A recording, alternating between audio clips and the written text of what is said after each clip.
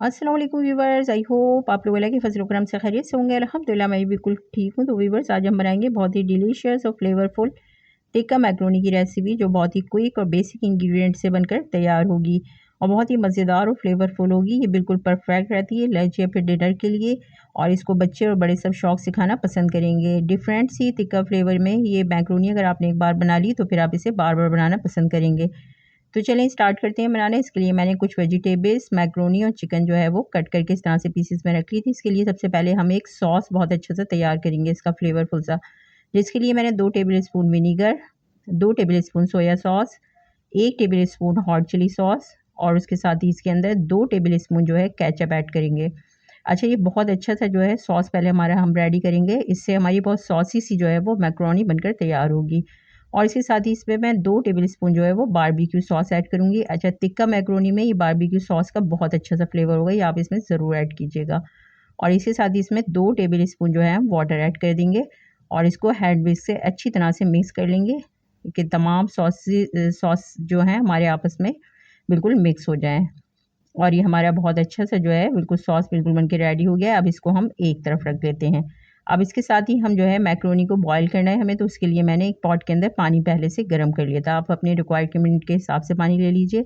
और इसके साथ ही उसमें 1 टेबल स्पून मैंने जो है वो नमक ऐड किया है। उसके साथ ही 1 टेबल स्पून इसमें ऑयल ऐड करके इसको एक उबाल आने देंगे। जैसे ही इसमें उबाल आएगा तो हमने जो मैक्रोनी 2 कप मैंने येलो शेप में मैक्रोनी ली है, आप कोई सी भी मैक्रोनी इसमें यूज़ कर सकते हैं, वो इसके अंदर हम ऐड कर देंगे और इसको हल्का सा हिला लेंगे और ऊपर से नीचे, क्योंकि ये आपस में चिपकने लगती है।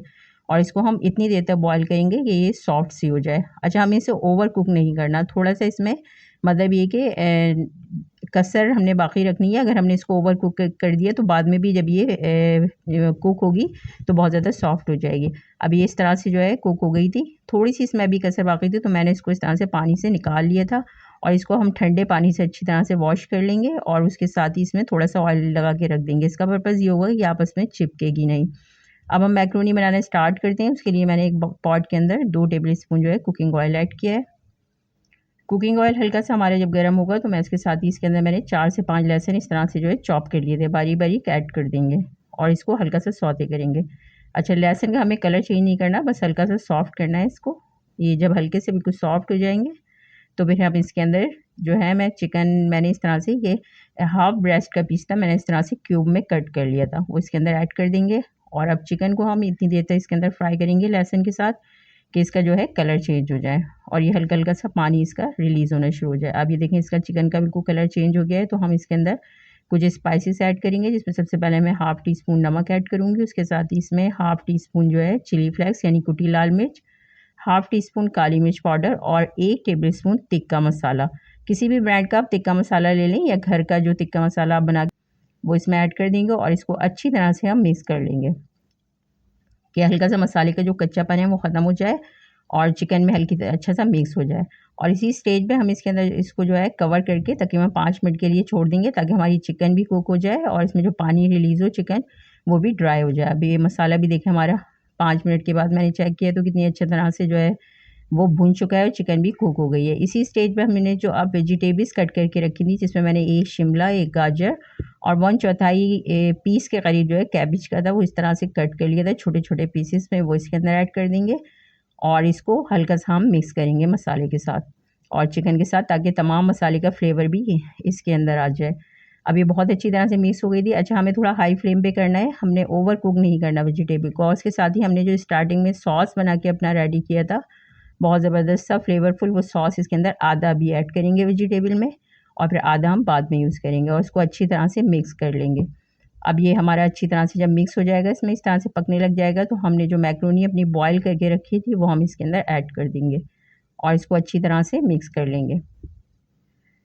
पहले बहुत अच्छी तरह से हमें मैक्रोनी के साथ ये तमाम वेजिटेबल, चिकन और मसाले को अच्छी तरह से मिक्स कर लेना है, ताकि तमाम जो है इसमें फ्लेवर आ जाए मसालों को। और इसके साथ ही जब ये अच्छी तरह मिक्स हो जाएगा तो हमने आधा सॉस इसमें बचा के रखा था वो हम इसके अंदर ऐड कर देंगे। अच्छा, सॉस को बाद में ऐड करने का पर्पज़ ये होगा कि इस तरह हमारी जो मैक्रोनी होगी वो थोड़ी-सी सॉसी सी बन के तैयार होगी, बहुत ज़्यादा ड्राई नहीं होगी, क्योंकि बहुत ज़्यादा ड्राई हो जाती है मैक्रोनी तो वो फ्लेवरफुल नहीं लगती। हल्की सी सॉसी सी जो है हमारी मैक्रोनी जब बन के तैयार होगी तो बहुत खाने में ये लजीज लगेगी। अब इसको अच्छी तरह से हम मिक्स करके 5 मिनट के लिए इसको स्लो फ्लेम पे ऐसे ही छोड़ देंगे, ताकि मैक्रोनी में जो थोड़ी बहुत कसर बाकी है वो भी कम्प्लीटली कुक हो जाए। अब ये देखिए मैंने 5 मिनट इसको रखा था, अल्हम्दुलिल्लाह सारी चीज़ें अच्छी तरह से हो गई थी। लेकिन वेजिटेबल को हमें बहुत ज़्यादा ओवर कुक नहीं करना, बस हल्की सी क्रंची सी रहनी चाहिए वेजिटेबल। अब ये इसमें ऊपर से बस थोड़ी सी जो है हरी प्याज इसमें ऐड कर देंगे और हल्का सा मिक्स कर लेंगे। ये हमारी बहुत ज़बरदस्त सी जो है, बहुत डिलीशियस, फ्लेवरफुल और सॉसी सी जो है वो टिक्का मैक्रोनी बिल्कुल बन के रेडी हो गई है। बहुत ही सिंपल से और बेसिक से इंग्रेडिएंट से बन के ये तैयार होती है और खाने में बेहद लाजवाब। ये देखें, आपको देखने में भी अंदाज़ा होगा कितनी सॉसी सी और बहुत बैलेंस मसालों के फ्लेवर के साथ बनकर ये तैयार हुई है। अब हम इसको सर्विंग डिश में निकालते हैं। ये हमारी बहुत ही जो है वो सॉसी सी और फ्लेवरफुल टिक्का मैक्रोनी जो है रेडी है। आप भी इसको बनाइए और गरम गरम इसको सर्व कीजिए लंच में या फिर डिनर में, और अपनी फैमिली के साथ इंजॉय कीजिए।